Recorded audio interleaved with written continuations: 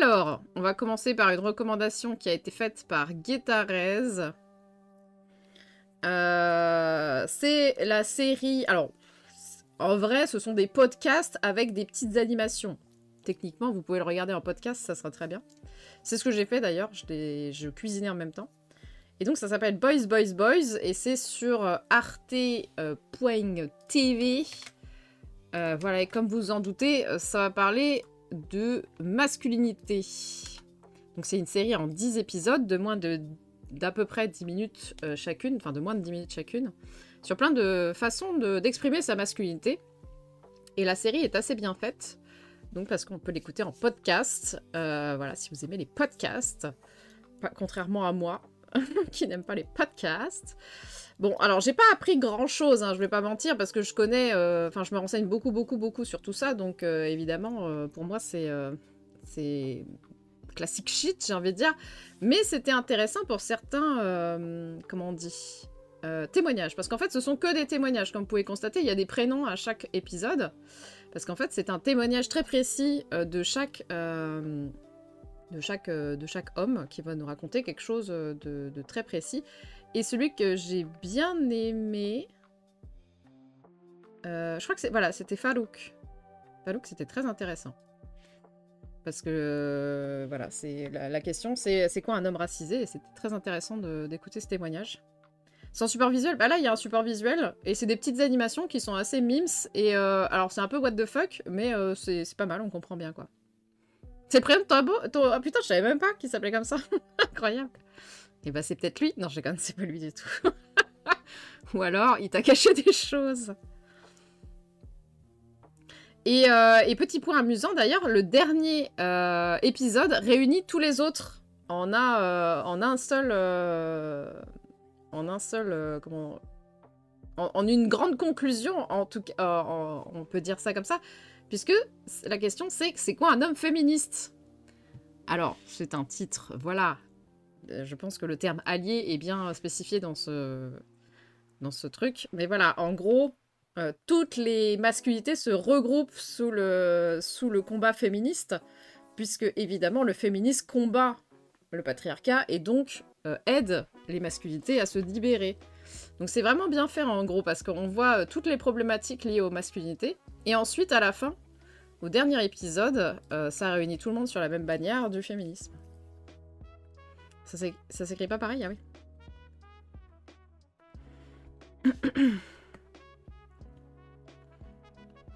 Donc voilà, si ça vous intéresse, c'est rapide, hein, comme vous pouvez le constater. En 1 heure, c'était plié. C'était assez intéressant. Boily.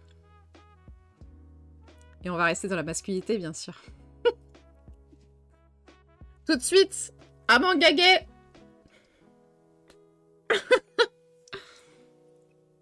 Sur l'homme ami. Ah oui, je me souviens déjà plus de l'homme ami. Mon cul, comment? Loin des trucs d'1h20, comment? 6 minutes? Oui, c'est 6 minutes par épisode, oui. C'est très rapide, hein, c'est que des témoignages.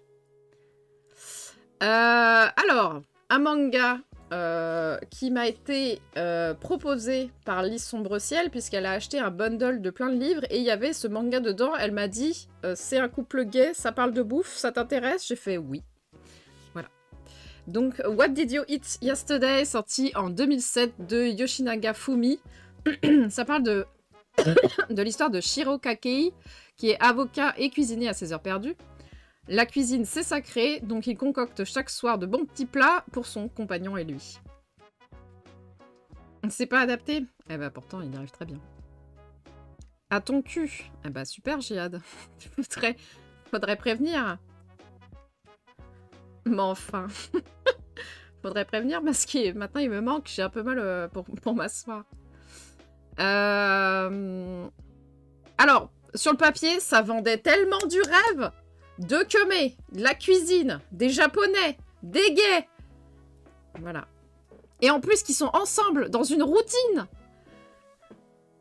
Malheureusement, pour moi, ça a été un peu compliqué. Alors, j'ai pas tout lu, j'en suis au tome 4 ou 5 en vrai. Mais j'ai été voir dans les tomes que j'avais en tout dernier, je crois que c'est le 10e que j'ai, et je crois qu'il y en a encore plus après. Mais malheureusement, j'ai l'impression qu'ils... Alors, c'est pas qu'ils se détestent, c'est que le personnage principal est très balai dans le cul. Il est très pet sec, quoi. Il est assez... il est pas agréable. Il n'y a pas de romance, il n'y a pas de tendresse entre eux, enfin, ou très peu. L'autre personnage qui est vraiment plus mignon qui s'appelle Kenji, lui, il est un peu plus décontracté du slip, mais voilà. Alors, il y a vraiment... Vraiment, ils s'embrassent jamais, ils se touchent pas. Je suis même pas sûre qu'ils aient consommé. Enfin, bref, c'est... Alors, c'est ok, hein, mais j'avoue que j'étais grave déçue. Parce que moi, j'étais en mode, putain, un truc mimi, là! Un truc mimi! Je me dis mimi! Et il n'y avait pas de mimi et j'étais trop triste. Donc voilà. Et je me demande même pourquoi ils restent ensemble. Donc voilà, j'étais un peu deg. Et pendant 10 tomes, c'est comme ça. Hein. Donc je sais pas ce qui se passe après ou s'ils vont mieux au bout d'un moment, mais... j'étais en mode... rendez les mimis, là. Donc voilà. Et j'en suis au tome 4 depuis décembre. J'ai pas avancé depuis parce que je me suis lancée sur d'autres trucs à côté. Et puis bah, l'ambiance me donne pas ma sérotonine journalière. Donc ça, voilà. Exactement. C'est pas Kaetan du tout. Donc ça ne va pas du tout. Mais en vrai, tout n'est pas acheté. Hein, parce que entre deux préparations, en plus, il y a vraiment les recettes qui vous sont données. Donc en vrai, vous pouvez apprendre des recettes et comprendre comment on cuisine à la japonaise. Entre deux recettes et deux préparations, le manga quand même va nous fournir des points culturels et sociétaux liés à la vision de l'homosexualité au Japon. Donc en vrai, c'est assez intéressant sur ça. Les deux ont fait par exemple leur coming out à leur famille, mais Shiro, donc le personnage principal, ne l'a pas fait auprès de ses collègues de travail. Alors que Kenji, lui, il l'a fait. C'est un coiffeur et lui par contre il le crie sur tous les toits qu'il est gay, qu'il est trop content de son copain, que son copain il cuisine trop bien et tout. Donc voilà, donc Kenji en vrai il est un petit peu mims, mais l'autre en face c'est un mur de pierre quoi. Donc voilà, donc Kenji lui il est hyper à l'aise avec ça et Shiro pas du tout. Sauf que tu te dis bah chez eux il pourrait être un peu voilà, mais pas du tout. Mais pas du tout alors voilà. Et donc, il y a plein de... En vrai, il y a plusieurs situations qui sont assez intéressantes et qui sont pas faites en mode pathos, oh là là, la souffrance, quoi. C'est plutôt montré bah, comme des choses qui arrivent, en fait, aux personnes gays, quoi. Voilà. Bon, après, il y a des petits trucs un peu bizarres. Tu sais pas trop sur quel pied danser, mais voilà. Donc ça, j'ai bien aimé dans le manga. En vrai, c'était assez sympa. Ça, c'était vraiment plutôt intéressant puisque ça montre comment la société japonaise peut réagir à l'homosexualité. Voilà, donc ça c'est cool. Les dessins sont ok, hein, c'est pas non plus le style de dessin que j'adore. Mais voilà. Donc en vrai, si la romance vous en battez les reins, bah il vous reste les recettes. Donc c'est pas mal en vrai. C'est un bon livre de recettes. Voilà. Donc voilà, donc perso, je suis un peu déçue parce que moi je voulais ma mignosité. Je ne l'ai pas eu, je n'ai pas ma sérotonine. Je n'ai pas mon oh là là. mais sinon, en vrai, le manga passe. Il est plutôt sympathique. Voilà. Je pense que personne l'a lu. Un 6 sur 10. Exactement. Ouais. Contrairement à l'autre truc que je suis en train de lire là, et c'est plutôt mimi là, par contre. J'ai pas lu. Tu te doutes bien que non. Bah oui. Je vous ai vu. Allez, on va passer... Alors, j'arrête pas de vous teaser ce livre depuis un milliard d'années. Le serpent au Ouroboros de Eric Rooker Edison, contrairement à son nom, c'est bien en anglais. Sorti en 1922. Regardez-moi la belle bête. Et regardez comme c'est beau. Merde, c'est pas ça que je voulais faire. Regardez comme ce livre est beau. Il shine, exactement. Qui se clanque. Ouais, le livre est magnifique. Donc, je vous ai teasé plein de trucs. Donc, je vous ai dit que l'auteur dessinait ses personnages quand il était jeune. Voilà. Qui se clanque. Pourquoi tu t'excuses, là? Il y a des illustrations. Il y en a une par chapitre. Voilà. C'est très cool. C'est très cool. Cette édition, en tout cas, est très très belle. Il y a même... les interludes sont assez beaux. Attendez, j'essaye.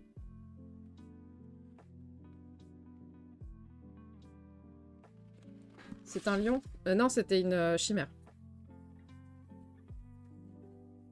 Voilà. Ça, par exemple. Voilà. Il y a les cartes des mondes qui shine. Like a diamond. Voilà. Donc, très très beau livre. Comme vous pouvez le constater, il est un peu épais. Donc, il est difficile à lire quand t'es allongé. T'es comme ça. Au secours, ça pèse une tonne. J'ai mal au bras. Bon, alors. Voilà. Donc, ah oui, alors, donc j'en suis là, moi.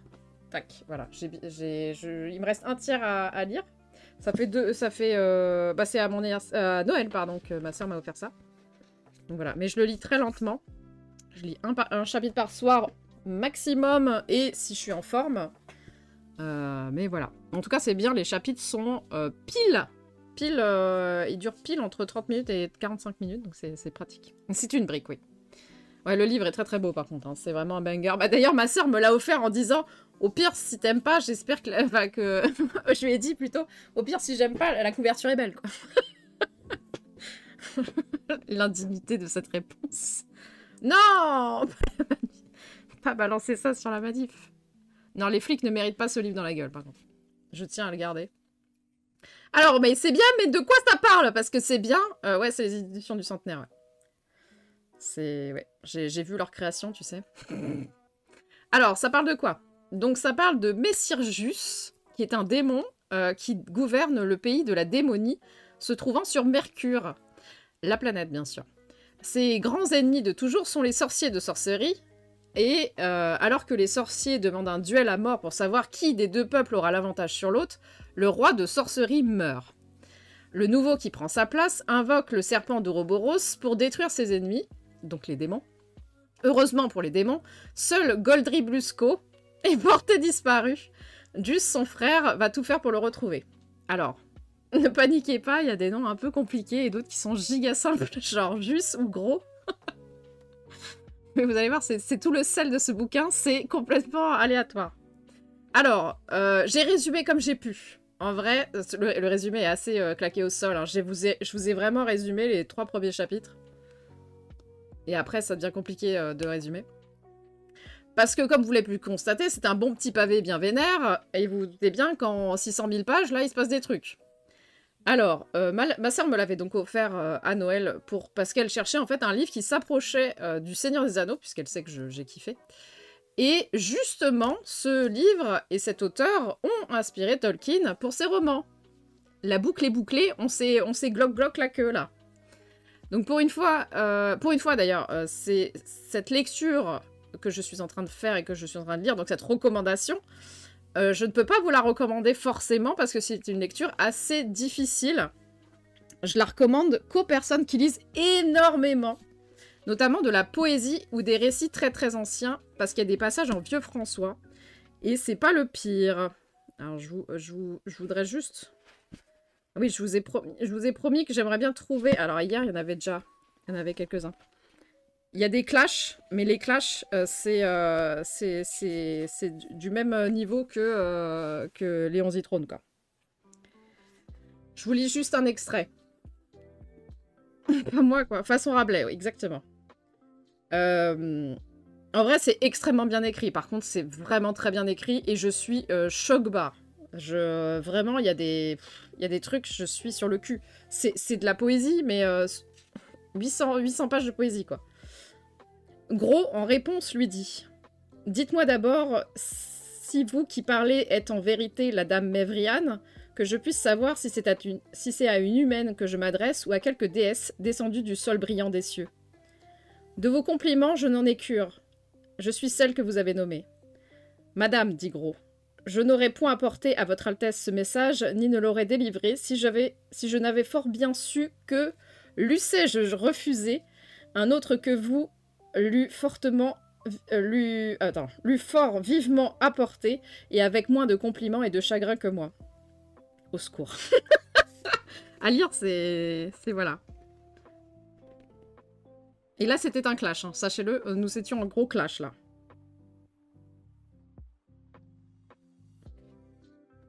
Ouais, en vrai, c'est vraiment bien. Hein. Parlez-moi, dit-elle, de ce Corinus. Alors, Corinus, c'est mon fave, mais c'est un connard. Enfin, c'est un de mes deux faves, mais c'est un connard. Est-il ce guerrier que les hommes décrivent? Il est l'un des plus fameux capitaines qui jamais ait existé. Cela même, ses pires ennemis ne le pourraient nier. Un époux convenable, pensez-vous, pour une dame de démonie? Souvenez-vous, j'ai refusé des rois couronnés. Je voudrais connaître votre opinion, car sans doute est-il votre très intime ami, puisqu'il a fait de vous son messager. Gros vit qu'elle se moquait, et il en eut le cœur troublé. Gros, il est au sol, là. Putain, en vrai, à chaque phrase, je me dis, il y a moyen de traduire ça en version Jones, et c'est très drôle. Voilà, donc c'est de la littérature extrêmement bien écrite, mais d'un ancien temps, quoi. Attendez, j'aimerais bien vous retrouver le passage entier où il y a une lettre en entier. Il y a plusieurs pages en vieux norrois, quoi. Et je suis en mode, what the fuck? Voilà. Là, toute cette page est en vieux norrois. Une version rap du 92. Et oui. Là, il y a vraiment écrit « de moi », donc écrit M-O-Y. Donc de moi, et Goricé le 12e, grand roy de sorcellerie et de l'utinir, ainsi que des démoniers de tous les royaumes sur lesquels le soleil déploie ses rayons, à Corsus mon serviteur. Afin de te signifier par la présente que tu devras à toute promptitude que t'estoit possible de transporter avec... Alors avec, ça s'écrit A-V-E-C-Q-U-E-S. Donc c'est comme ça qu'on écrit avec à l'époque. Une suffisante force d'hommes et de bastos en démonie. Car le turbulent et traître cheptel qui y demeure, y doit de ressentir par toi la dureté de ma correction. Oh putain, j'entends avec un Z à la fin. Bon, voilà.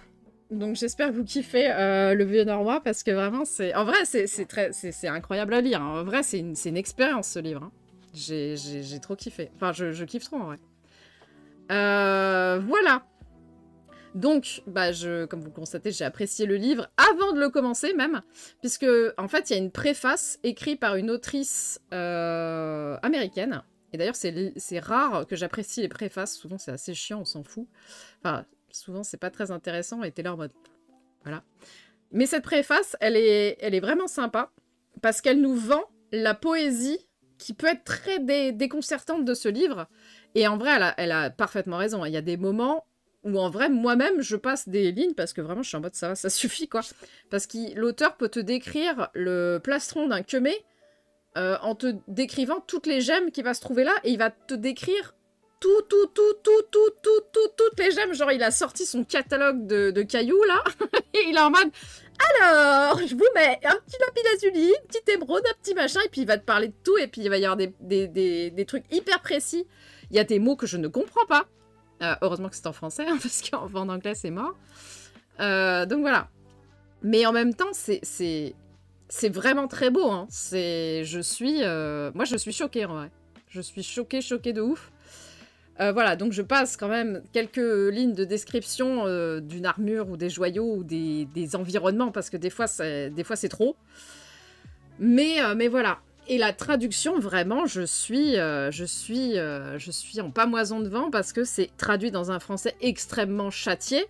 Et c'est très beau, hein. C'est de la littérature à l'ancienne. Mais je suis vraiment admirative du travail de traduction. Et en plus, l'autrice de la préface nous dit que c'est bien pire en anglais. Que lire en anglais est plus difficile que de le lire en français. Donc j'ose même pas imaginer ce que ça veut dire de le lire en anglais pour des anglophones. Et coucou Guétarez. Si même moi, qui suis quand même pas une bille en français, je ne comprends pas certains mots, voilà. Donc voilà, c'est à la fois un récit à découvrir et une expérience, voilà. C'est Zola avec un peu plus d'action. Je sais pas, j'ai jamais lu le Zola. Pour moi, Zola, c'est juste chiant, en fait. Tu me donnes envie. Bah ouais, en vrai, En vrai, Tolkien est plus simple à lire. Et pourtant, Tolkien, c'est chiant. Hein. Moi, je suis la première à le reconnaître que ça peut être très très chiant, hein, le Tolkien. Hein. Quand vous lirez ce livre. Et c'est très, très, très abordable. Hein. C'est beau, mais c'est chiant. Après, la traduction de Tolkien, elle est bien moins ampoulée que celle-là. Et ce qui fait que c'est chiant, mais pas poétique, tu vois. Alors que là, c'est vraiment très poétique. Donc, ce qui est... Et bon, alors, donc là, on a parlé de la forme, mais tout ce qui est du récit, en vrai, c'est assez sympa aussi. Parce que ça pourrait être magnifique et tout, et puis on se fait chier dans l'histoire. Mais non, c'est plutôt cool. Alors, c'est très drôle. Attendez, il faut que j'arrête de... Comment on dit d'aller plus vite que ma musique. Donc, il y a quand même énormément de personnages, mais on arrive à se rattraper aux branches, on suit bien ce qui se passe et tout. Alors, je vous l'ai lu, hein, ils parlent tous comme des nobles, donc c'est assez mignon et drôle de les voir s'envoyer des insultes qui n'en sont pas, genre une sale pleutre. Et encore, j'ai été trop vulgaire, là. En vrai, il y a plein de moments où j'ai explosé de rire, parce que les mecs, vraiment, ils étaient en train de s'envoyer des gros pics à la gueule, sauf que pour nous, de notre époque, t'es en mode, c'est quoi ça? Donc c'est vraiment très drôle. Donc voilà, malgré ce ton très prout-prout, on ressent leur personnalité. J'ai 2 crushs.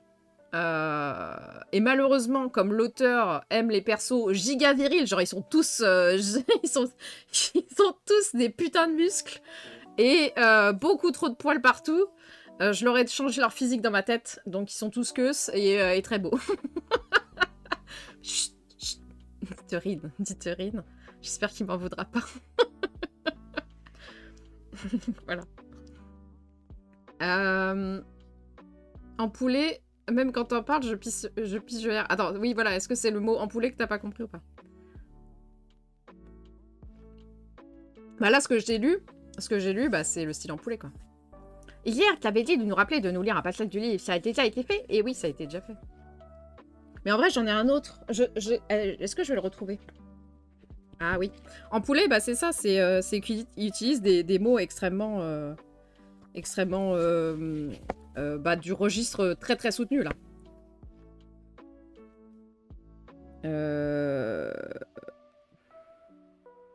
Voilà, par exemple, Lilou sous le livre, suite, vas-y. En vrai, bah ouais. En vrai, il y a plein de moments où... Attendez, je vais vous lire une description, parce que les dialogues, c'est vrai que les dialogues sont plutôt sympas, en vrai, à lire. Mais les descriptions, ça commence déjà à se... Alors, la reine les conduisit en son palais dans une vaste salle où se trouvait son trône et sa résidence. Les colonnes de la salle ressemblaient à des tours immenses et, en hauteur, se déployaient des galeries niveau après niveau, s'élevant plus haut que ne pouvait porter la vue ou la lumière des douces lampes sur leur piédestal qui éclairaient les tables et le sol. La phrase fait littéralement 3 lignes ou 4 lignes. En poulet, mais qu'est-ce qu'il dit? Murs et colonnes étaient taillés dans une pierre sombre et mate. Au mur figuraient d'étranges représentations, des lions, c'est pour Nouma, des dragons, des chevaux marins, des aigles éployés. Éployés, voilà, tu vois. C'est pas des aigles déployés, c'est des aigles éployés. Donc déjà, t'as un mot que t'es en mode... Je ne sais pas. Je ne sais pas exactement ce que ça veut dire. Des éléphants, des cygnes, des licornes et d'autres dessinés de façon vivante et richement rehaussés d'étranges nuances de peinture. 2 points. La phrase n'est toujours pas terminée. Tous d'une taille gigantesque dépassant l'expérience de l'humanité, si bien qu'en se trouvant dans cette salle, on se sentait comme réfugié en un minuscule point de lumière et de vie, coiffé, soutenu et environné par l'omniprésence de l'inconnu. Cette phrase fait 15 lignes. C'est trop vulgaire, exactement. Je procure de l'absurde à cette ambiance trop studieuse. Étendre ce qui est replié. Putain, en vrai, je devrais utiliser ce mot-là, alors. Ça fait beaucoup, là, non? Ah non, mais en vrai, c'est magnifique, hein. Regardez. Assurément, en ce divin breuvage résidait une parcelle de la paix des dieux. Je ne sais plus quoi vous dire. C'est magnifique, en vrai. C'est vraiment très beau. Hein. C'est très beau, mais c'est dur à lire. Bah en vrai, Nouma, il faudrait trouver... Là, tu te tires une balle dans le pied. Hein. Moi, je t'annonce. Après, si, tu pourras être lu par 2 pecnos de l'académie, quoi. Mais en vrai, à notre époque, je crois que c'est pas une bonne idée de faire ça. Belle entre toutes les belles, aurait-elle paru, digne et splendide, coiffée d'une couronne d'or, incrustée d'améthystes sombres. La figuration d'un crabe la surmontait au-dessus du front. curieusement exécutée en argent et portant dans chacune de ses pinces une boule en chrysolite, pardon, de la grosseur d'un œuf de grive. La grive est un oiseau, bien sûr. Voilà, la chrysolite, je ne sais pas ce que c'est. Mais ça doit être une pierre. Voilà, donc... et comme je vous ai dit, hein, en plus, je lis là-haut. Donc, j'ai pas Internet, j'ai pas mon portable, j'ai rien. Donc, voilà. Une spéciale edition. Autant l'écrire directement, ta spéciale edition. Ta plouc édition. J'ai compris, crap. La plouc édition, je pense. Voilà. Non, en vrai, c'est très beau, mais je pense c'est peu vendable, quoi. Plouc édition, ouais. Donc, voilà. Donc, ce livre est sorti en 1922 et il mélange plein de choses différentes. Déjà, ça se passe sur Mercure, qui a une lune. Alors, c'est faux, hein, c'est faux, Mercure n'a pas de lune. Les dieux vénérés dans ce monde sont les dieux grecs, et il y a plein de noms chelous qui n'ont aucun rapport avec la choucroute. Mais on apprend dans la préface, en fait, que l'auteur a créé cet univers à l'adolescence et qu'il n'a pas changé les noms ensuite. Donc, en fait, je pense que c'est juste un gamin qui a eu un gros trip sur son univers. Il a créé des noms au hasard Balthazar. Et puis, quand il était adulte, il a fait « Bon, c'est bien ça. » Donc, on se retrouve... en vrai, j'adore cette anecdote, elle est vraiment trop stylée. Et c'est pour ça qu'on se retrouve avec des messirs gros. Alors, gros, G-R-O. Et donc, il s'appelle Gros. Wesh, Gros. Lui, ça marche trop bien. Des messirs Brandok Daha. Alors, lui, c'est mon deuxième fave. Et lui, il est gentil. Corinus, c'est mon fave. Ou le prince de la Férisée. Ou la Férise, je sais pas comment on prononce. Donc, voilà. C'est vraiment le patchwork, quoi. C'est... Il a tout mis dedans. Et il est en mode, vas-y. C'est bon. Parce que les démons ne sont pas des démons, en réalité. Ce sont juste des humains qui portent des cornes de démons. Et c'est tout, ça s'arrête là. Donc voilà, c'est vraiment le melting pot dans tous les sens. Et c'est ce qui rend le livre extrêmement personnel et unique en réalité. Parce que, t'as jamais vu ça ailleurs en fait. On n'a pas d'elfes, on n'a pas de gobelins. Ah si, on a des gobelins, mais ils ressemblent à des hommes. Enfin, c'est des hommes normaux, mais c'est juste qu'ils s'appellent des gobelins. Voilà, donc c'est assez stylé. C'est du fantastique qui, effectivement, comme il est sorti avant Tolkien, il n'est pas marqué par l'empreinte de son successeur. Donc ça fait plaisir en fait, ça fait de la littérature que j'ai très très peu lu ailleurs. Donc vraiment stylé. Donc voilà, personnellement j'adore cette proposition, comme on dit. Malgré le style en poulet. Mais malgré le style de poulet bien sûr. Bien plus d'ailleurs que Le Seigneur des Anneaux. Mais c'est pas un livre facile d'accès, loin de là. Donc voilà. C'est une expérience. Une expérience à vivre. Et pour info, il coûte 27 €, Nouma. Voilà. Très bien. Mais peut-être que tu peux le trouver ailleurs sur une version. Hein. Celle-là, elle est vraiment très chère. Et voilà, quoi. Tu payes le Pantone d'or, quoi. Le Pantone, c'est une marque d'impression qui fait des couleurs très spécifiques. La présence obligatoire d'elfes, de nains, de gobelins. Ouais, moi aussi. En vrai, moi, je suis pas fan. Dans l'univers fantastique que j'ai, il y a 0 gobelin, 0 elfe, 0 machin, quoi. Ça n'existe pas, tout ça. Et je suis de cet avis, voilà. Ah, bravo Madeleine Meyer, j'espère que tu pleureras. Non, je... Oui, elle est très belle, par contre. Un tome en particulier. Voilà. Donc c'était ma review sur le serpent Ouroboros que j'avais promis il y a 1000 ans. Voilà. Allez, on va retourner chez les enfants pour vous faire plaisir. Non, je déconne. Tout de suite, on enchaîne. 5 mondes, sortis en 2017. Allez, accrochez-vous, il y a 5 auteurs et autrices. De Xante Bouma, Matt Rockefeller, Alexis Siegel, Mark Siegel et Boyason. J'ai des seins de la couleur. On suit les aventures de Unali, qui était une apprentie danseuse des sables, c'est-à-dire qu'elle peut contrôler un sable très spécial. Elle n'est pas très bonne, au contraire de sa sœur, qui était une grande prodige, qui aurait pu libérer le monde d'une calamité, mais qui a disparu le jour où ça aurait dû se produire. Una part donc sur les traces de sa sœur pour allumer les 5 phares antiques et sauver les 5 mondes que compose l'univers. Alors je dis ça se trouve, c'est pas du tout la vérité. Là, j'ai un peu inventé la fin, mais voilà. Alors j'ai lu que le premier tome de cette BD, que j'ai volé chez ma sœur, parce que le graphisme m'a semblé cool. Voilà, et ça l'était. Mais en plus, il y a plein de bonnes idées woke dedans.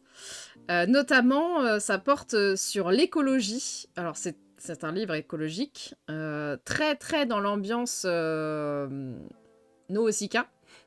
Voilà, donc j'ai pas grand-chose à dire, à part que c'est très chouette à lire, à suivre. L'univers est très sympa. C'est pour les pré-ados. Ça se lit super bien, même adulte. C'est pas niais. Un peu, mais c'est quand même ok tiers. L'héroïne est vraiment très sympa aussi, très cool. Bref, j'ai hâte de trouver et de lire la suite. Il y a 5 tomes. Voilà. Nausicaa, le feu. Non, c'est le vent, Nausicaa.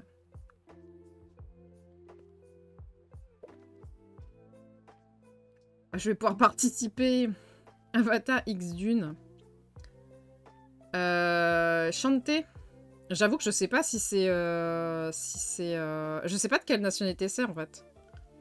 Parce qu'effectivement, si c'est chinois, c'est Chanté. Mais Bouma, ça me paraissait étrange. Donc c'est pour ça que je l'ai lu comme ça. Merci, Nouma, de confirmer. Voilà. Donc très chouette. On va enchaîner avec une autre BD. Ça, c'est pour... Voilà, un plaisir. Alors, 109 rue des Soupirs. Elle en est où, ma playlist, là? Ah non, mais c'est juste que je l'entends pas. Très bien. 109 rue des Soupirs. Je ne sais pas quel tome j'ai lu. Donc, je vous ai mis cette couverture-là, mais ça se trouve, c'est pas du tout celle-là. Voilà, c'est sorti à peu près en 2019 de Monsieur Tan et Yomgi Dumont au dessin. Alors, Monsieur Tan, pour celles qui auraient la ref, c'est le dessinateur de Adèle, Mortel Adèle. Mortel Adèle, si vous n'avez pas d'enfant dans votre entourage proche, c'est un gros banger français qui fait fureur, voilà. Non, non, non, non. Non, Coco... Non, alors là, j'avoue, je l'enlève, celui-là. Je suis désolée, hein. On a dit pas de vanne sur ça. Un Somatic Wish. Alors, au 109 rue des Soupirs, vit 4 fantômes et Elliot, un petit garçon, dont les parents sont jamais là, visiblement. Ils sont tous les deux partis chercher des clopes. Les 4 fantômes ne s'entendent pas forcément bien ensemble, mais ils vont devoir faire équipe pour retrouver Elliot, qui a mystérieusement disparu un matin. Donc voilà, moi c'est ce tome-là que j'ai lu, démerdez-vous pour savoir lequel c'était. Voilà. Alors si j'ai volé les 5 mondes, celui-ci, ma soeur me l'a mis dans les mains en mode lis ça. Et j'ai dit d'accord. Donc voilà, c'est pour ça que je sais même pas quel tome j'ai lu, parce que vraiment j'étais en mode... Voilà. Et en faisant en écrivant les recommandations, j'ai découvert qu'il y avait d'autres tomes, donc démerdez-vous. Voilà, donc je l'ai lu, c'était très sympa. Ce que j'ai particulièrement aimé, ce sont les vannes que se lancent 2 fantômes qui ne s'apprécient pas beaucoup.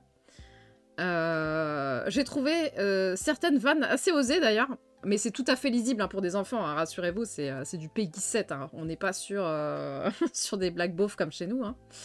Mais c'était, je les ai trouvés vénères en vrai, et c'est rare je trouve pour la littérature jeunesse que les fantômes soient assez vénères. Enfin les fantômes, les personnages soient assez vénères. L'histoire est évidemment pleine de bons sentiments sur l'amitié, le dépassement de soi, vaincre ses peurs, car chaque fantôme a une problématique à régler en s'extrayant de cette maison qui les protège en fait du monde extérieur. Parce que voilà, ils restent enfermés dans leur maison pour pas avoir à affronter la réalité et donc leur peur qui les étreigne. Alors je pense que j'ai lu le tome 1, ça me paraît plutôt logique, mais bon, peut-être pas. Mais en allant chercher Elliot, ça va leur demander de sortir de leur zone de confort et donc d'affronter ce qui les effraie le plus. Évidemment, ça se passe bien et ça se finira très bien à la fin. Rassurez-vous les petits pères. Voilà, je vous ai spoilé la fin, comme ça vous n'avez pas besoin de stresser. Voilà, bon très coolos, plusieurs tomes. Si je trouve les autres chez ma nièce, dans les bibliothèques de ma nièce, j'irai peut-être lire la suite, quoi. Et qui sont perdus dans le choc chez les clopes. C'est un peu plus, un peu plus que ça.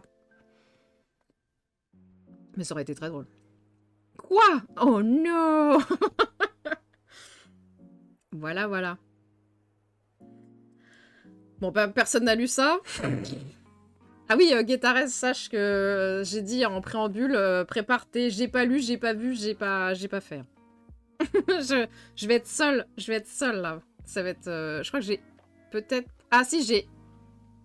Toi, t'as vu un truc que j'ai vu. Et je crois que c'est tout.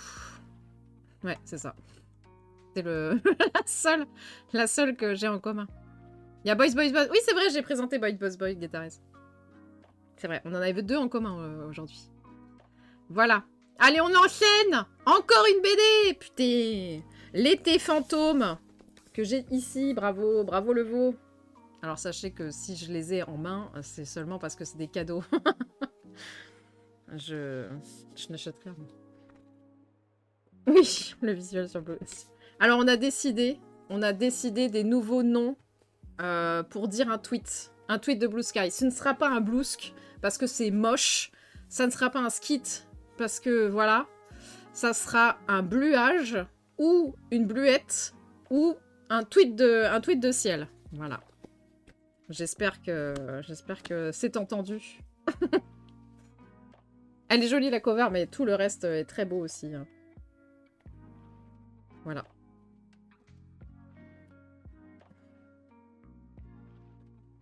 C'est très pratique. Attendez, je vais essayer de... Voilà, une page avec plus de couleurs. Ça fait comme le requin d'Ikea. Ah, je le connais pas. Mais en même temps, ça me parle. Alors, L'été fantôme, sorti en 2024 de Elisabeth Holville. L'histoire, Louison, sa grande sœur et des cousines viennent passer l'été dans la maison de leur grand-mère qui habite sûrement dans le sud. Pour les grandes, c'est l'adolescence, donc l'âge des romances et du sexe. Pardon, de l'appel de la sexualité, bien sûr, pas le sexe en lui-même. Pour Louison, c'est l'occasion de rencontrer un bien mystérieux fantôme qui traîne dans le jardin. Alors, BD que l'on m'a offert pour mon anniversaire et que j'ai lu en une soirée. Voilà, parce que c'était très cool. C'est une BD tranche de vie assez réaliste, si on omet cette histoire de fantôme, bien sûr. Même si, bien sûr, vous avez tous vu des fantômes dans vos vies, c'est évident. D'ailleurs, c'est drôle comment on peut sentir l'ambiance de cette BD, alors que j'ai pas du tout connu ce genre de situation. Genre, j'ai pas de grand-mère qui m'a invitée chez elle, je n'ai pas de cousine, je n'ai jamais été dans le sud pour des vacances, mais j'ai quand même senti, je sais pas comment, voilà. Donc, voilà, je sais pas comment vous expliquer. Mais... Et pourtant, il y a une part de fantastique à côté, donc c'est pas totalement réaliste, mais voilà. J'ai bien aimé le traitement des personnages, et bon, bah, en vrai, je sais pas s'il y a vraiment une morale à cette BD. Et bonjour Bleudiro, bienvenue. J'arrive pas à savoir s'il y a une morale ou pas à cette histoire. En même temps, c'est tellement réaliste que, comme dans la vraie vie, j'ai pas l'impression qu'il y ait de morale. Et j'aime bien en fait cette absence de morale puisque bah, dans la vie on tire des expériences et c'est à nous ensuite d'en faire quelque chose. Mais c'est pas la vie elle est pas en mode alors je vais t'apprendre un truc aujourd'hui. C'est juste toi qui te démerdes quoi. Même la résolution de l'intrigue avec le fantôme n'est pas spécialement instructrice de message ou de positivité. Voilà, donc je sais pas si c'est très clair ce que je suis en train de raconter, mais ça m'a bien étonnée en vrai. Ça m'a bien étonnée parce que c'est pas si positif que ça, mais en même temps c'est pas si négatif que ça. C'est vraiment dans cet entre-deux de la nuance de la vie, pour moi, c'est vraiment... ça a vraiment capté l'essence de la vie pour moi. Voilà. Donc c'est évidemment une BD woke, parce qu'on adore la wokitude ici, puisque l'une des cousines se révèle être gay, et c'est bien traité d'ailleurs. Sauf que quand c'est bien traité et que c'est réaliste, eh bien il n'y a pas toujours de happy end, mais pas non plus de bad ending non plus. On est vraiment dans cette... Vraiment, je vous ai dit, c'est la nuance parfaite entre la réalité, quoi. On sait pas si ça va bien se passer ou si ça va pas bien se passer. Et des fois, ça se passe pas bien, mais tu en tires quand même du positif. Ou alors l'inverse, ça peut être très négatif, mais tu en tires à l'inverse. Non, j'ai dit 2 fois la même chose. Ça peut être positif, mais tu en tires du négatif ou l'inverse. Ben voilà. C'est juste une nuance réaliste de la vraie vie véritable. Donc ça va parler de relations amoureuses, de jalousie, de sexualité, mais aussi de solitude, de deuil et de mort. Les dessins sont cool, c'est très très minimaliste et pourtant assez détaillé, donc on ressent bien les émotions des personnages. Le seul petit bémol à mon goût, c'est la police d'écriture qui est pas très lisible à mon sens. Il y a plein de moments où je me suis demandé quel mot j'étais en train de lire en fait. Donc voilà, petit détail, voilou voilou. Je ne connaissais pas, donc j'ai découvert ça quand on me l'a offert. L'appel de la sexualité, putain. Un post, ça passe aussi, ouais. Une publication, comme dirait Noah. Blahage, ah oui, c'est vrai. À Mamie. Ah ben je sais pas. Sûrement, hein. En vrai, il y a beaucoup de BD qui se ressemblent, hein, maintenant. Puisque tout est woke, on peut plus rien dire. En Winding, oh putain, tu la connais.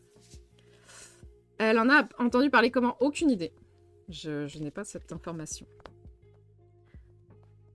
Oui, oui, je sais. Merci. Ah, Mamif, pardon. J'ai cru que c'était le titre d'un livre qui s'appelait Mamif. D'accord, pardon. Ah bah, peut-être. Peut-être que c'est ta mif, hein.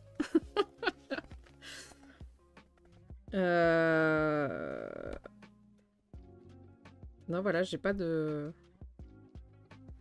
J'ai rien de plus à dire sur cette BD, c'était très sympa. C'était très cool. Mais je ne sais pas comment elle a connu ça.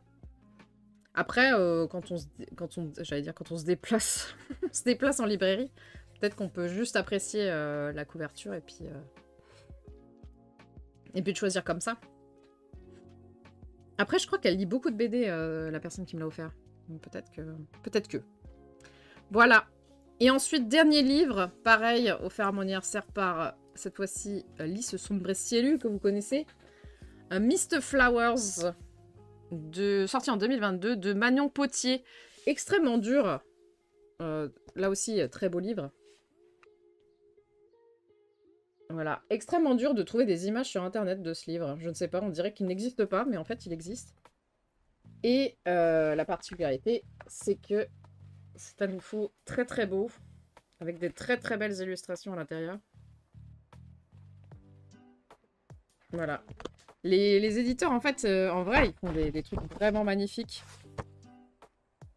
J'aime beaucoup. C'est un style très épuré. J'aime beaucoup. Et alors, il y a une partie noire et une partie dorée. Il y a le texte en français et en anglais. En fait, c'est une double... C'est un livre en double langage. Voilà. C'est assez marrant.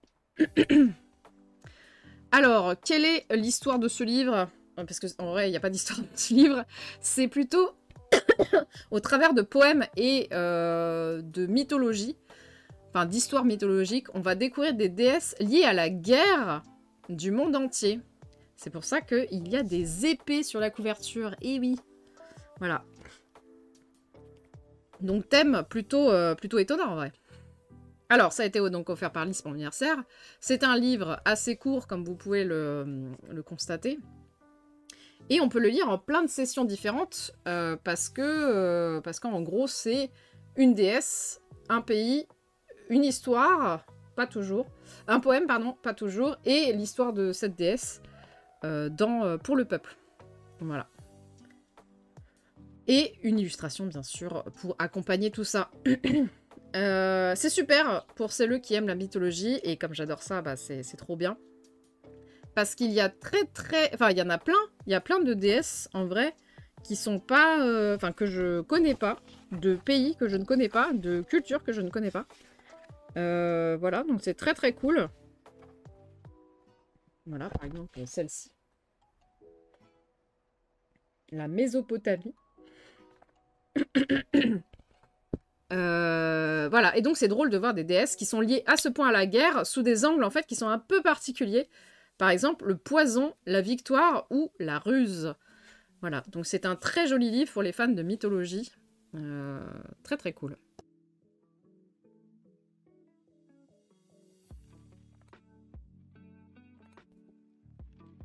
Je peux pas trop répondre à cette question pour l'exotisme, parce que ça veut rien dire en fait.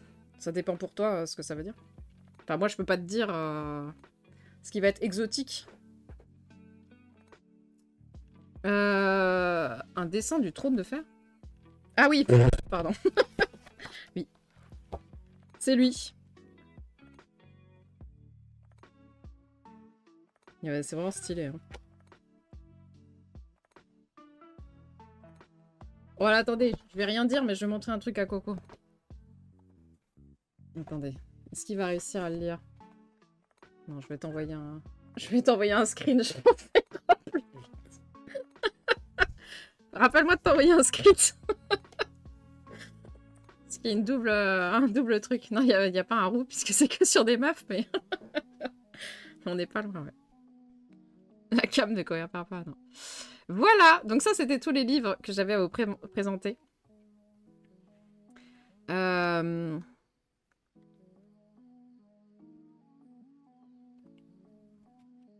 Représentation assez éloignée des représentations habituelles. Après, ça, c'est l'illustratrice qui a choisi ça. Hein. Non, c'est Aztèque, ça. Moi, pour moi, pardon, j'ai dit Mésopotamie. Pardon, je voulais dire Mésoamérique. Pardon, c'est moi qui me suis trompée. J'ai failli dire Aztèque et en fait, j'ai vu Méso. Et après, j'ai dit Mésopotamie comme une grosse débile. Mais sinon, c'est bien Aztèque. Non, non, bah c'est moi. C'est moi qui t'ai induit en erreur, hein, pardon. Et donc, voilà, c'est marrant. Par exemple, voilà, il y a guerre et fertilité. Mais bon. On va pas chercher, hein. Guerre et mort. Il y a guerre et paix aussi. Non, guerre et violence. Il y a guerre et poison aussi. Guerre et protection. Donc c'est rigolo. Guerre et bravoure. C'est rigolo parce qu'il y a toujours une autre facette aux déesses. Guerre et cirque, putain. Méso est en... oui, oui. Oui, oui, c'est vrai, c'est vrai. Non, c'est moi qui ai fait la guerre et paix, putain. Allez, on enchaîne. Alors, on va passer aux séries. Une série, ma foi, que Plo, que Plo a participé à me faire découvrir, bien sûr.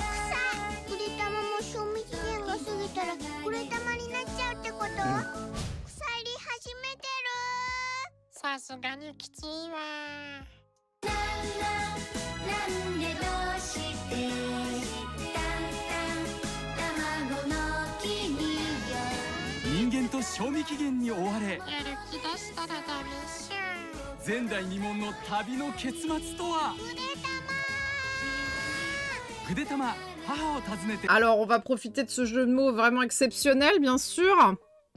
Un jeu de mots digne du chat. Je suis en PLS, dit Jihad. Ce que le Japon fait de meilleur, j'ai envie de dire.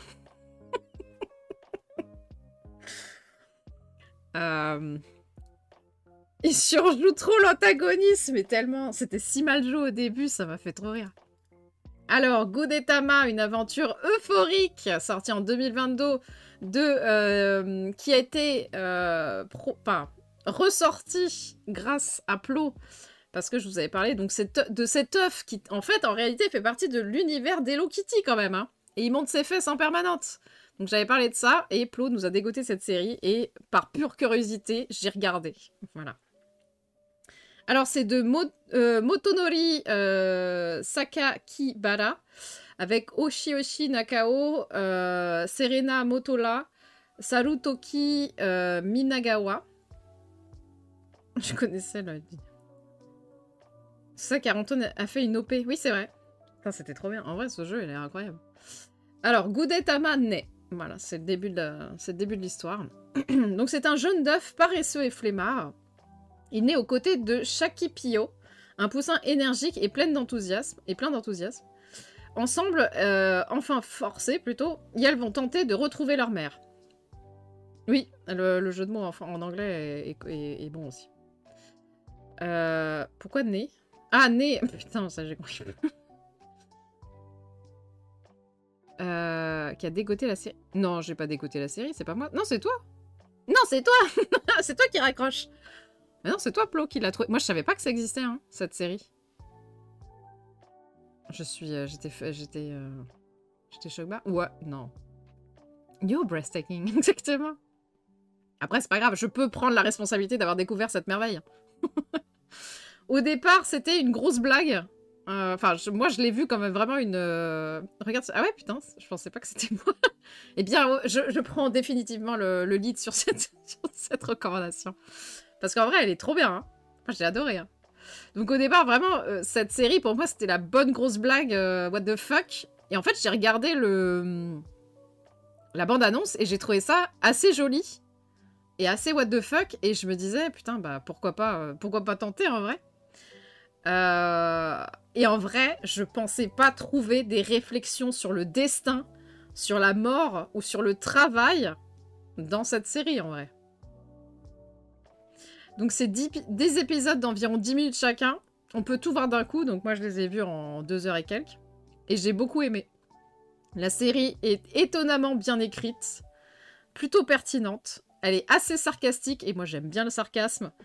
Et traite, ou plutôt nous force à observer des concepts sous des angles inédits. Le 2e épisode est vraiment, je le trouve exceptionnel en vrai, le 2e épisode.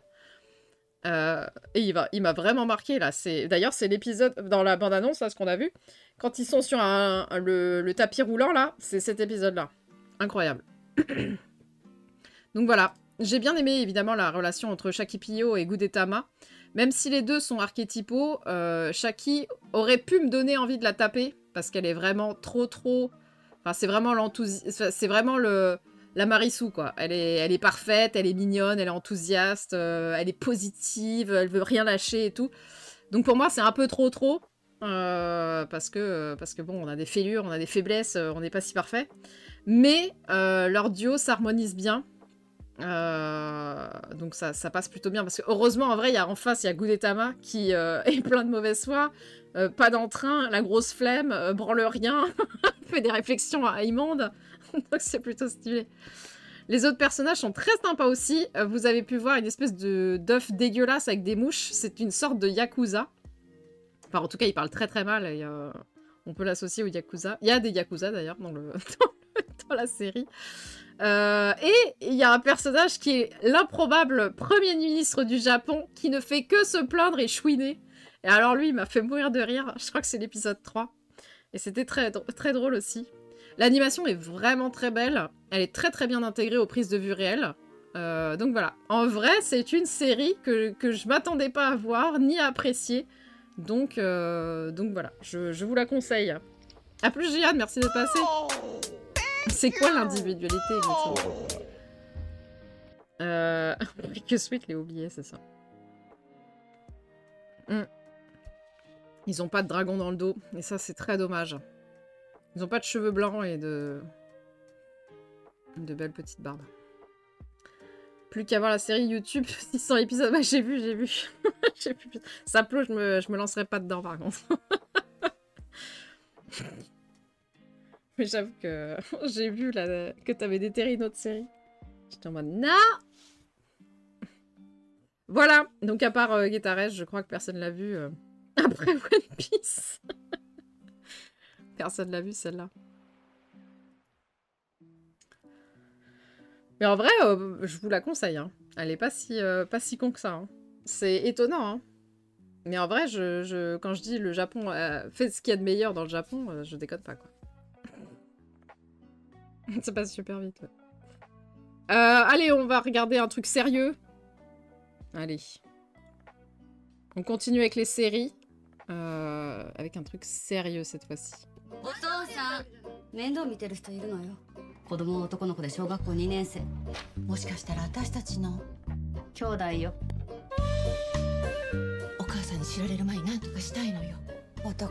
appréciez la taille des sous-titres. 問題は子供だな。子供さえ産ませなきゃ浮気してもいいんですか？10年もお母さん騙して。そういう固いこと言ってるから売れ残るんでしょ。分かってます。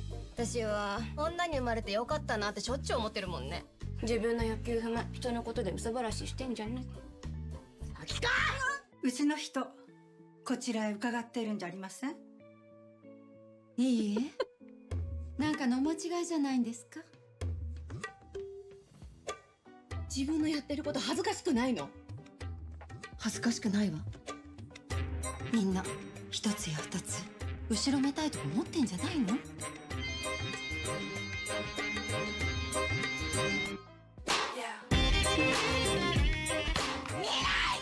私たちのこと見下してたやつ見返してやんのよ。別れればいいでしょ。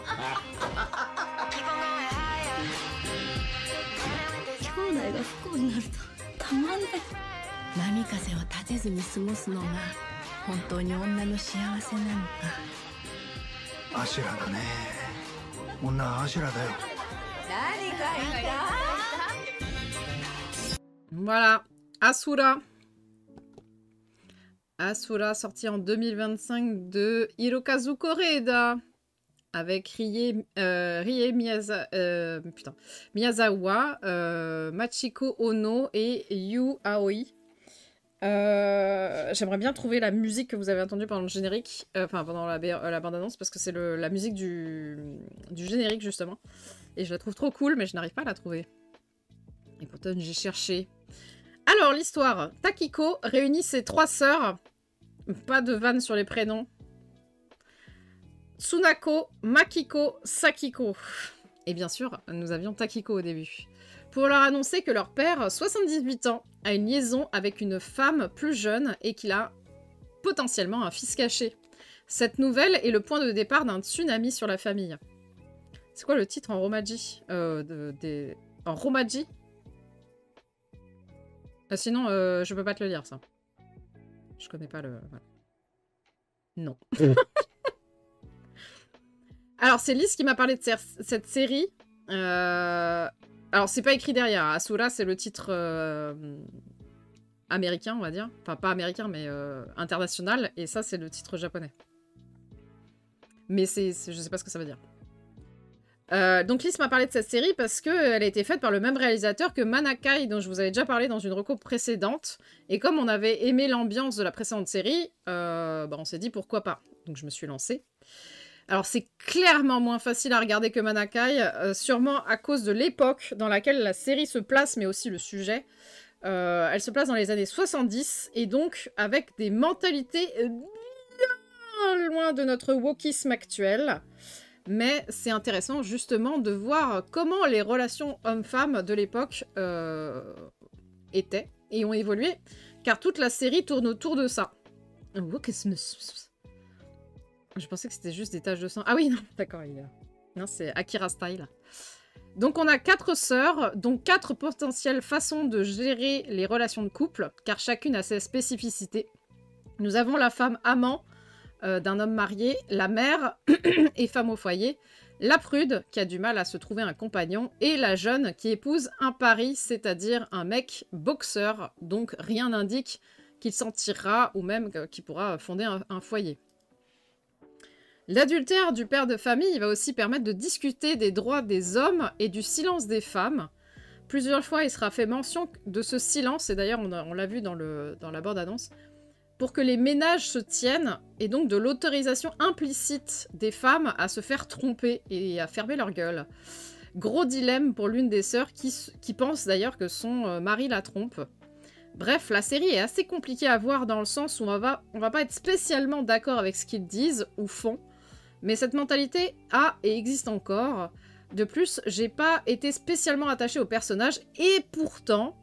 tous les jours, je revenais voir mon petit épisode parce que je voulais voir comment ça allait se terminer, qu'est-ce qui allait se passer, etc. Donc c'est de la pure tranche de vie dans un Japon des années 70. Moi, la routine, ça m'attrape vite. Donc voilà, je la conseille pas spécialement parce qu'il faut vraiment adorer le Japon ou les remarques sexistes, mais c'était intéressant à mater pour toute personne qui s'intéresse à la culture japonaise dans son ensemble. Asura Soif, ouais. Donc voilà. Entre 2B et G3. Ok, ok, point. Donc ça, c'était les 2 séries que j'ai vues le mois dernier. Pas vu, oui, bah... Je ne m'attends pas à beaucoup de vues. Ah, en même temps, le suivant, je sais pas. Je sais pas si tu l'as vu, Nouma, celui-là. Mais je crois pas. Je crois que tu voulais le voir, mais je sais pas si tu l'as vu. Voilà. Donc, on va passer au film. Je crois qu'il y en a 5.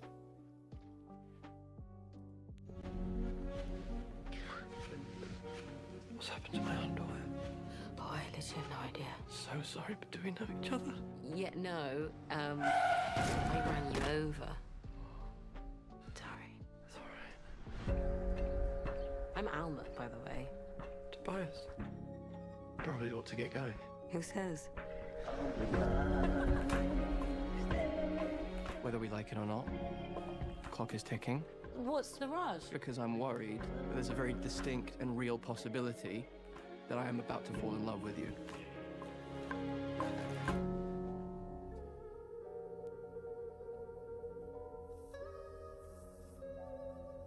I'm okay. It's okay. It's a lot. It's okay not to be okay.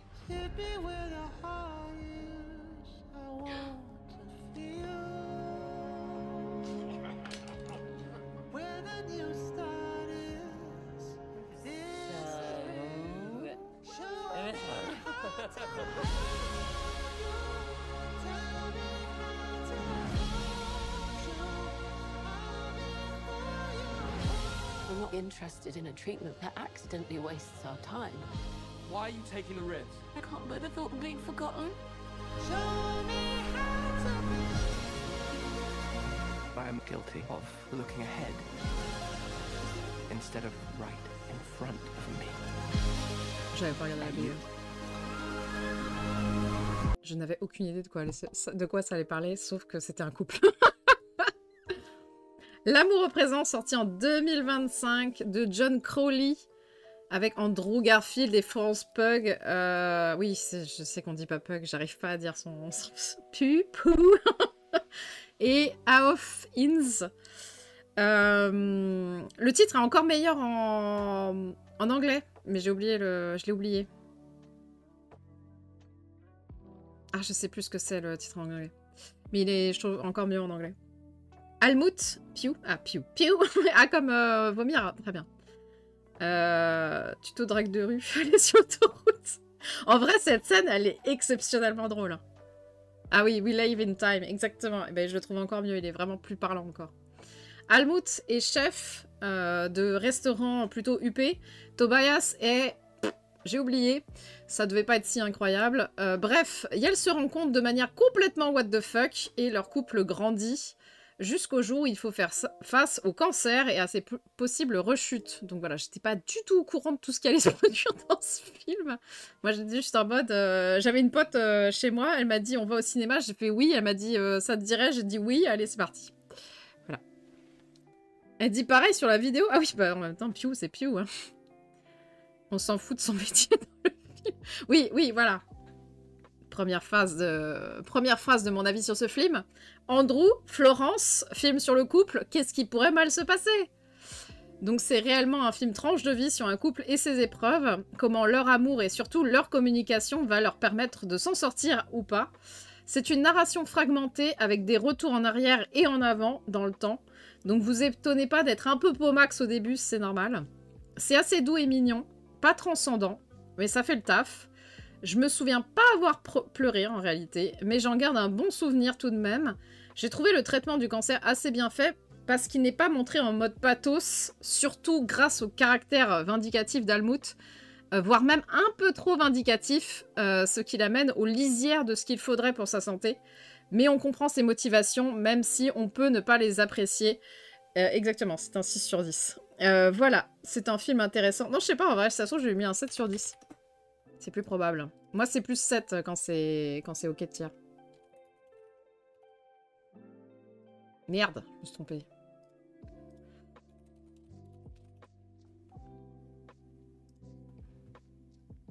Ah, je lui ai pas mis de note. C'est parti pour le 7. Ah mais non, moi je suis pas connectée, attends. La meuf qui fait ses notes en direct. En vrai, pourquoi pas, hein. Ça m'éviterait d'en oublier. Non, je lui ai pas mis de note du tout. Allez, ça part sur un... Ça part sur le 7. 15 février. Regarde. On parle à qui, là? On parle à qui, là? Voilà. Donc, c'était mon avis sur L'amour au présent, bien sûr. Je sais pas quand j'ai regardé. Après, c'est un film totalement regardable chez soi. Hein. Ça, c'est... On est vraiment pas... Là c'est pas un film que je conseille au cinéma, par exemple. Mais tu vas le regarder. Mais tu sais pas quand. Sinon, tu vas le regarder quand, Noma? Tu peux nous dire ou pas?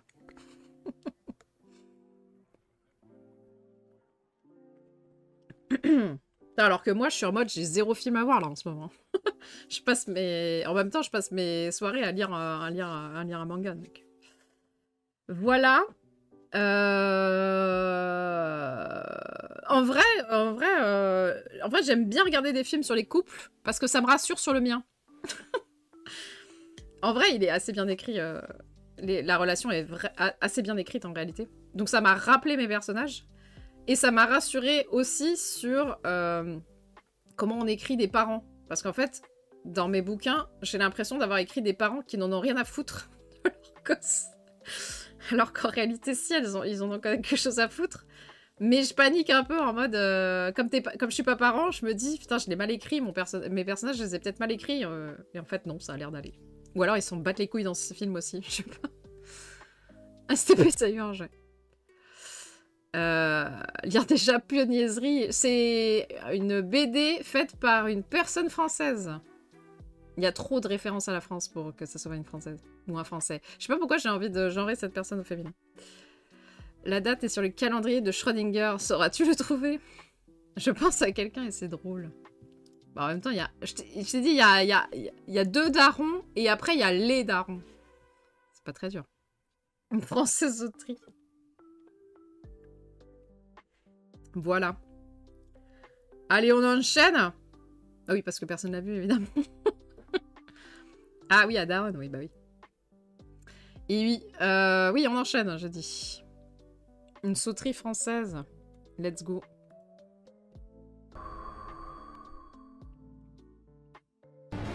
Retour en enfance pour moi.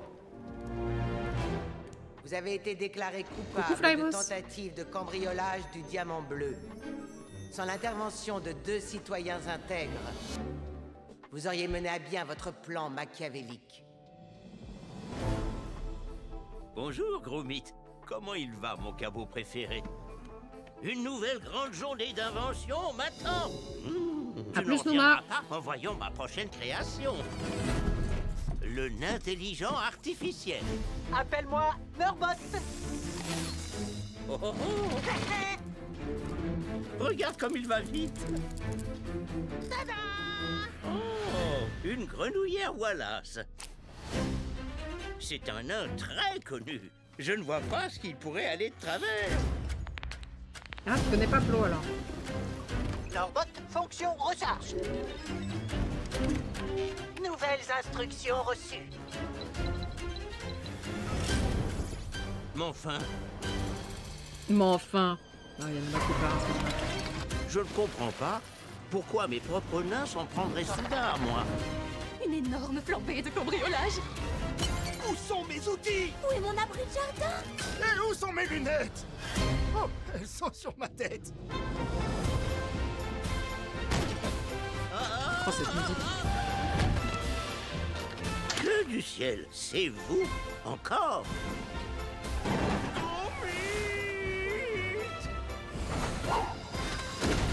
C'est la palme de la vengeance. Voilà. Voilà, c'est Gros Mythe, la palme de la vengeance. Des films que je regardais quand j'étais jeune. Alors...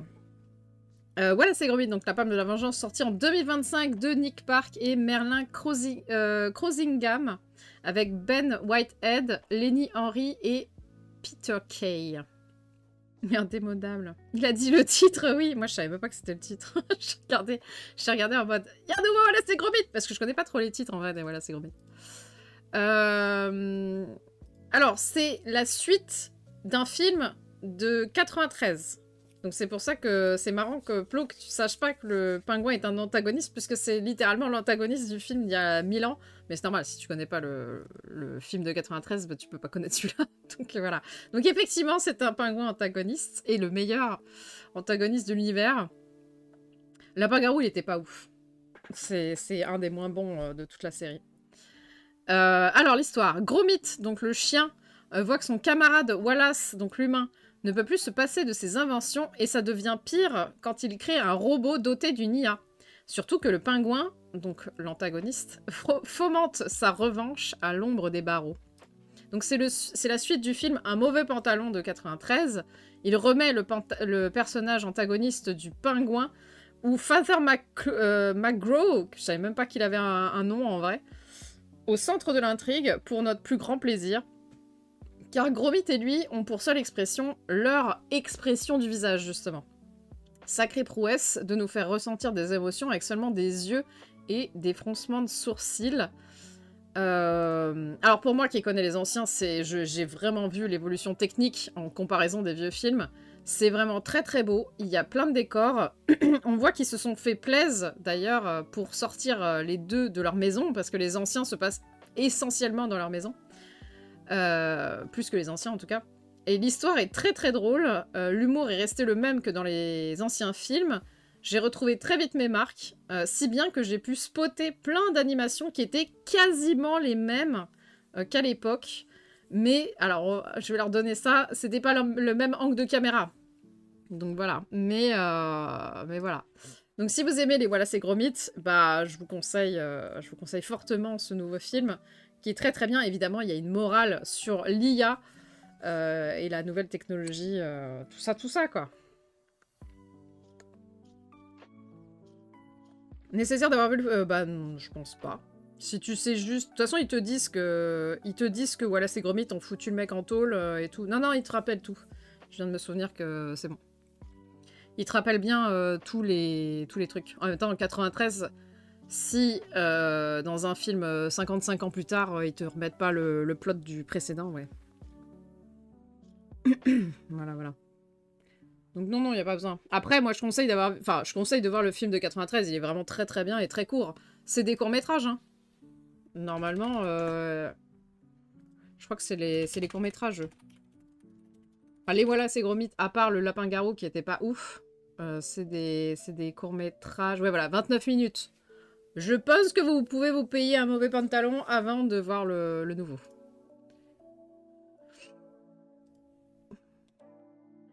Voilou. Donc personne ne l'a vu, je suppose. Je suis seule. Je suis seule au monde.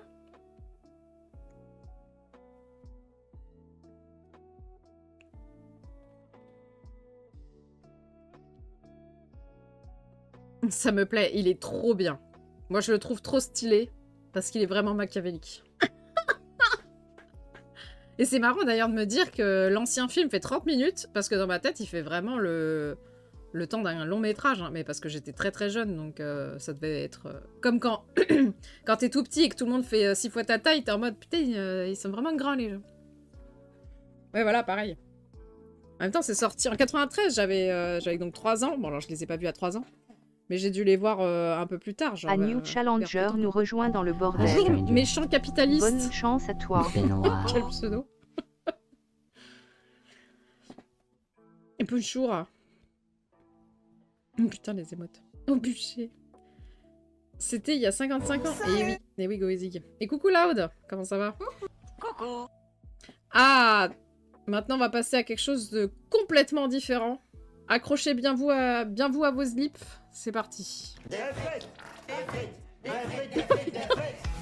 Papa, le roi t'invite avec toute la famille dans son château en Angleterre. Dad, en Angleterre, on roule à gauche. Moi, je suis français, je roule à droite. C'est du suicide. Mais pas du tout, c'est du bon sens. Imagine, t'as un Français juste en face de nous, là, qui arrive, il sera sur sa droite. Donc là, accident évité. Voilà. Faut qu'on se mette à la culture anglaise. C'est ça, Big Ben. Avant le week-end chez les Windsor. Un petit coucou à ma commu. Coucou. Fuck you. Voilà. Ça passe pas. Si, bien sûr, ça passe. Je la connais, ma Nevada. J'ai le compas dans le slip. Ah non, y a pas, ça passe pas. Si ça passe. Voldemort. Oh, regarde, y a le roi. J'ai l'impression de faire la queue comme à la sécu. Ladies and gentlemen, Sa Majesty la Reine Jeff! a perdu connaissance. Mais c'est pas possible. T'as quoi dans ton cerveau, Jeff Tuche? Tous les invités vont être interrogés par Scotland Yard. Nom, prénom, qualité. Jeff Zizou Tuche. En qualité. Schniek. Je suis rusé comme un toucan. Date de naissance? Jour de mon anniversaire. Attendez, stop! Important, je l'aurais absolu aussi. Fa dièse. En vrai, ça me fait rire. Moi, je suis vraiment trop mon public. Alors, God Save the Tuche, sorti en 2025 de Jean-Paul Rouve, avec Jean-Paul Rouve, Isabelle Nanty et Claire Nadeau, entre autres. Alors, l'histoire, le petit dernier est très très fort. Alors, c'est le 5e de la série, hein. Voilà, je vous l'annonce. Le petit dernier est très très fort au foot et est repéré par l'un des managers des jeunes d'Arsenal. Rien que ça. Il est invité à faire un stage d'une semaine en Angleterre. Toute la famille suit et se fait même inviter à une petite sauterie avec les époux royaux. Que pourrait-il mal se passer? Oui, parce qu'en fait, la bande-annonce, tout ce que vous avez vu, c'est littéralement 10 minutes à la fin du film. Voilà, tout, vous avez loupé. Là, c'est trop marrant, la bande-annonce ne vous montre pas du tout ce que c'est la vraie histoire en réalité. Ah, la rétrospective Tuche. Alors, donc oui, voilà, j'apprécie les Tuches, je le confesse, peut-être qu'il faut que je me flagelle, je ne sais pas. Alors, il m'en manque un, parce qu'en fait, j'ai découvert que c'était le 5e, pour moi c'était le 4e, mais en fait non, je n'ai pas vu le 4e, voilà. Donc c'est de l'humour complètement absurde et over the top, et celui-ci ne fait pas exception, les gags et autres conneries s'enchaînent assez vite, comme s'ils étaient incapables d'être calmes plus de 5 secondes, et ils sont vraiment pas calmes pendant plus de 5 secondes. Perso, j'ai adoré et j'ai beaucoup ri. Pas trop de blagues offensantes dans ce que j'ai relevé, donc pour moi c'est une petite prouesse de la part des scénaristes français. Même le personnage qui est censé représenter les écolos et qui fout sa morale aux chiottes au bout de 4 secondes à la première occasion, ça m'a beaucoup fait rire parce que c'est complètement assumé. Et même le personnage se déteste lui-même, donc voilà. Donc j'ai bien aimé ce film, voilà. Le filtre témoignage pour ta confession, c'est vrai. Ça me remet tout droit à l'époque Robin des Bois. Oui, c'est vrai, c'est vrai. Allez, Robin des Bois, c'est très beau, enfin. De ce que je me souviens. Personne n'a vu ce petit chef-d'œuvre français? On enchaîne? Comment fout-on son chat en PLS?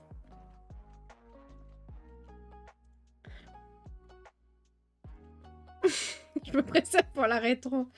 En vrai, Coco, je pense que ça te plairait. Hein. Moi, je pense que tu juges trop vite. J'ai jugé très très fort les tuches avant.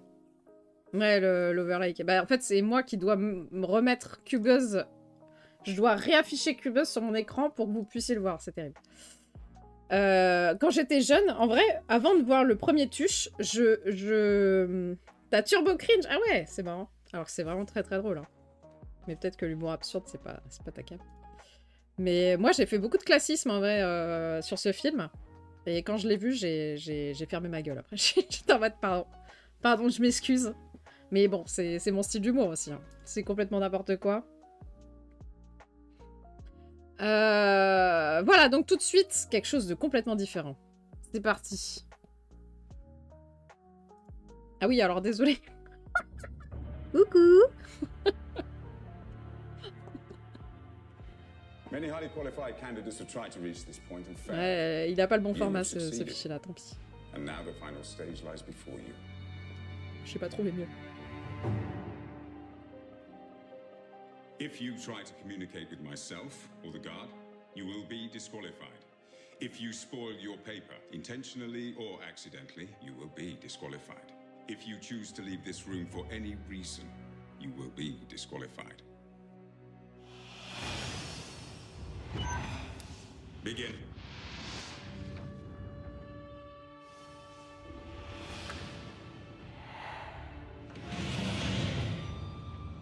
It's not about the answer, it's about the question. What is the question? We've got 74 minutes left to figure that out. This is no ordinary selection process. What is the question? Get off me! Lying is not against the rules, is it? He's an enemy of the people. We never had cause to trust each other in the first place. Bastards! I know what you want!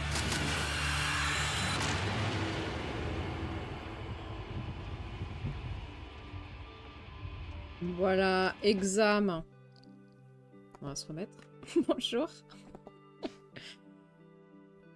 Oui. En vrai, c'est ce genre de film à concept, à high concept, comme on dit dans le jargon. Alors, Exam, sorti en 2012 de Stuart Hazeldine, avec Adar Beck, Gemma Chan et Natalie Cox. Trop dur la pression, bac. 8 candidats pour un poste unique dans une des plus grosses entreprises du monde. Un examen, 80 minutes pour répondre à une question. Le seul problème, au verso de leur feuille, il n'y a rien d'écrit. C'est un film que j'ai découvert grâce à la vidéo sur l'horreur abstraite d'Alt 236. Le concept m'avait bien emballé de ce film. Alors rassurez-vous, ce n'est pas parce qu'il y a horreur cosmique dans ce que je viens de dire que ça va être de l'horreur. C'est un film psychologique. Il n'y a rien qui fait peur. C'est juste... Alors au pire, vous serez un petit peu angoissé parce qu'au début, vous êtes... vous allez être en mode il se passe quoi? Est-ce que je dois avoir peur ou pas? Mais vous inquiétez pas, il n'y a rien de gore, rien de terrible, rien d'effrayant, voilà. 20 sur 20. D'ailleurs, Alt l'avait accolé au film Cercle, dont j'avais beaucoup aimé le concept et l'écriture. Si vous ne connaissez pas, je vous invite à googler le film Cercle. Des films, en fait, c'est des films avec des pitchs très très courts et on va broder autour des relations entre les personnages.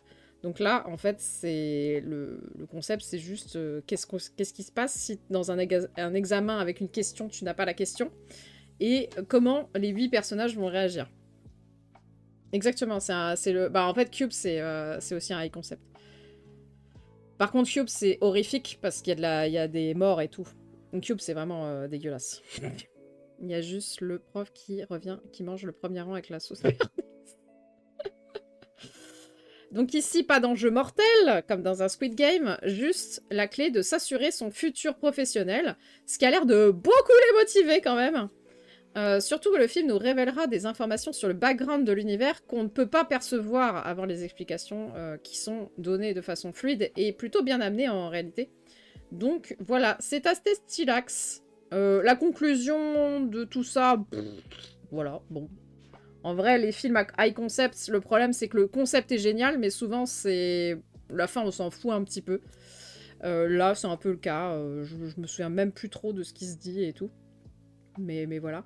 Bref, un film plutôt efficace, intéressant pour la psychologie des personnages et pour son ambiance. Bah, je pense qu'il est dans la catégorie horreur, mais en vrai, pour moi, c'est pas du tout de l'horreur, hein. Mais c'est de l'horreur parce que... parce que c'est pour passer le bac, quoi. Ne bossez jamais pour le multinational. Bah, dans ce truc-là, ouais. Voilà, tu vois, thriller, épouvante, horreur. Pour moi, c'est juste un thriller, il n'y a pas d'épouvante, horreur, en vrai.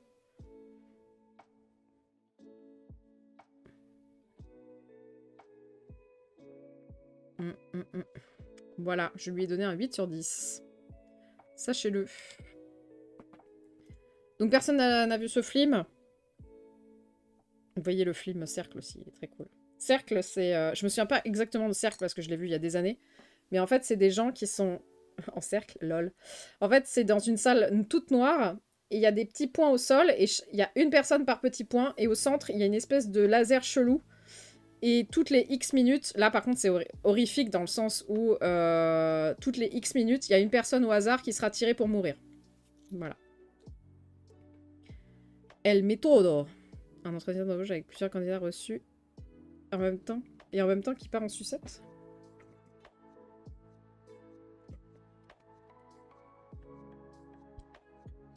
Tu sais pas. En 2012. Non mais je l'ai vu maintenant, Coco. Tu sais, on n'est pas obligé de voir des films parce qu'à l'heure où ils sont sortis, hein, sinon, t'imagines. C'est fini. Vous ne pouvez plus regarder les autres films. C'est terminé. Vous ne pouvez regarder que les films de 2025. Attends, est-ce que je connais? Je vais faire la blague. On rigole pas ici! Non, ça me dit... Ah, je sais pas. Non, ça me dit rien. Je pense pas que je connaisse. La nécromancie. On a réveillé les morts. C'est pas vraiment de l'horreur, à la limite, il y a le moment où la meuf se fait démembrer vivant pour récupérer ses os et faire des os. Pour un battle royale improvisé, mais bon, si on commence à dire horreur, là, on est perdu. Mais Loud, tu exagères. Il y a vraiment pas d'horreur dans ce film-là, hein, dans Exam. Vraiment, je t'assure. Vois-le. Vois-le et dis-moi.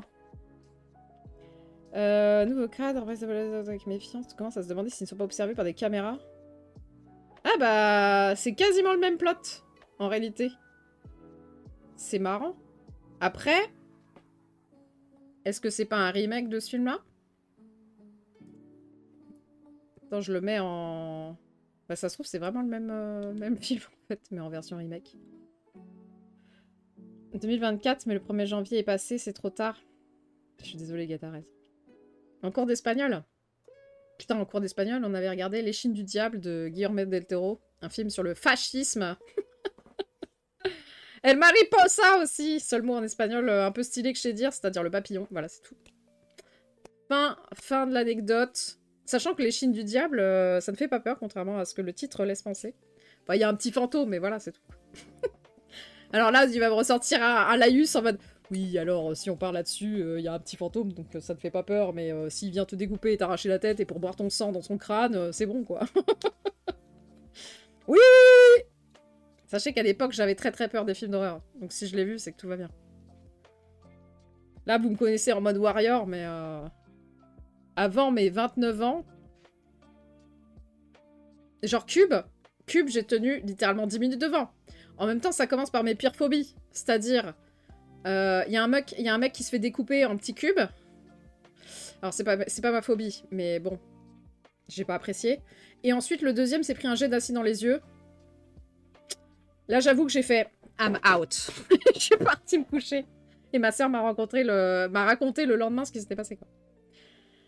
Exam, si on mélange les petites barres qui peuvent écrire les lettres, ben on peut écrire ce qu'on veut et j'ai la flemme de proposer un mot. On pourrait écrire ma bite. Non, je déconne. J'ai vu Cube au même âge, j'étais trauma. Bah ouais. Des petits cubes pour l'apéro. Au sommeil, mon préféré. Et oui. Non, bah moi j'ai fait I'm out. Et ma soeur le lendemain, elle m'a expliqué et j'étais quand même en train de me chier dessus alors qu'elle m'expliquait, quoi. Quelle indigne. Donc vous voyez. Sachez que dans Jurassic Park, premier du nom, il y a une bestiole qui crache une merde au visage d'un connard, là. Mais moi, je me suis chié dessus, en fait. Parce que j'ai cru que c'était de l'acide, alors pas du tout. Mais ça m'a dégoûté. Voilà. Donc moi, j'avais peur de tout et de rien, hein, à l'époque. Je pouvais même avoir peur dans mon lit, parce que ma mère regardait un truc avec une musique un peu angoissante, tu vois. J'étais en mode, tu peux baisser, s'il te plaît? Nommé Apericube. Bah en vrai, la parodie, elle existe déjà. C'est Cube 3. Allez, on enchaîne. Ah, on va totalement une autre ambiance. Très chelou, là. Alors là, je vous emmène dans la chelouserie dont vous me connaissez être friande. Coucou, Gessiel. Sur les dilophosaures. Le pire trauma, ça le part. Merci. Merci. Au revoir.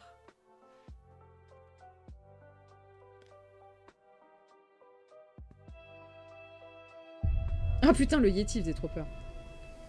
Ah oui, c'est vrai. Et n'oublions pas les dents. Jag hade en massa olika idéer om mig själv. Och sen blev jag vuxen och fattade att jag är bara människa.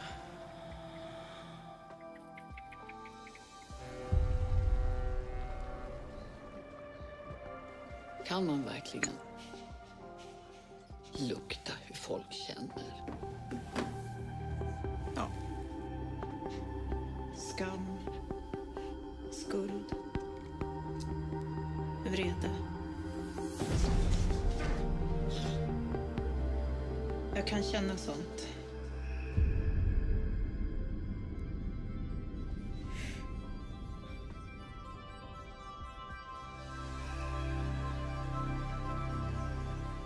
Vem är du? Det är mycket du inte känner till. Om du är annorlunda än andra så är det för att du är bättre än dem.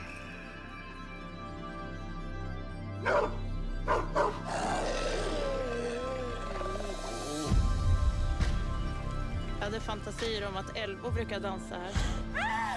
Som i sagorna. Är det mänskligt att tänka så? Jag vill inte leva som jag har gjort. Du och jag, vi har en uppgift.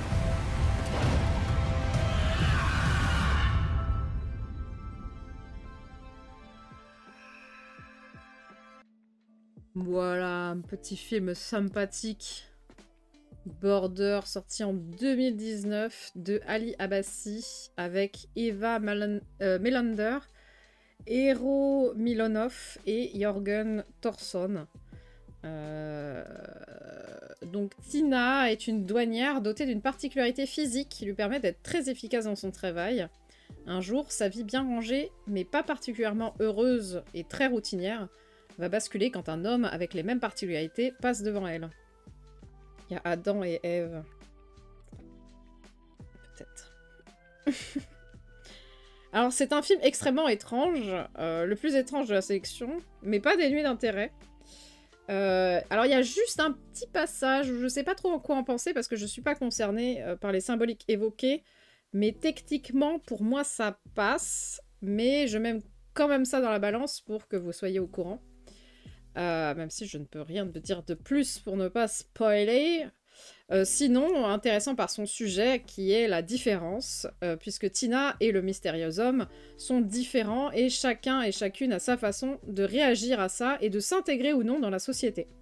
Un film symbolique donc sur ce thème, et donc par répercussion sur le fait de comprendre sa nature pour choisir comment vivre et comment être heureux. Ce n'est pas un film misérabiliste, car Tina utilise ses facultés en âme et conscience, et surtout fait des choix en fonction d'elle. C'est un joli personnage, qui aura son libre arbitre jusqu'à la fin. C'est un film donc assez lent, beaucoup de passages dans la nature, car Tina se sent liée à elle. Sinon, j'ai pas grand chose de plus à dire, parce que c'est vraiment un film d'expérience, entre guillemets, et de réflexion et de symboles. Donc voilà, j'ai beaucoup aimé. Moili voilou. Et c'est un film que j'ai découvert complètement par hasard. Quelqu'un l'avait commenté, enfin avait mis une bonne note sur Sens Critique. Et donc je me suis dit, bah pourquoi pas. Donc, voilà. Pas déçu du voyage quand même. Quelle année 2019. Moi j'en ai jamais entendu parler avant il y a 2 semaines littéralement. Donc je suppose que personne ne l'a vu. Plus que la bande-annonce. Attendez, je vais aller me chercher de l'eau. Je reviens. En même temps, c'est fini. Attendez, je clôture les recommandations. Au revoir!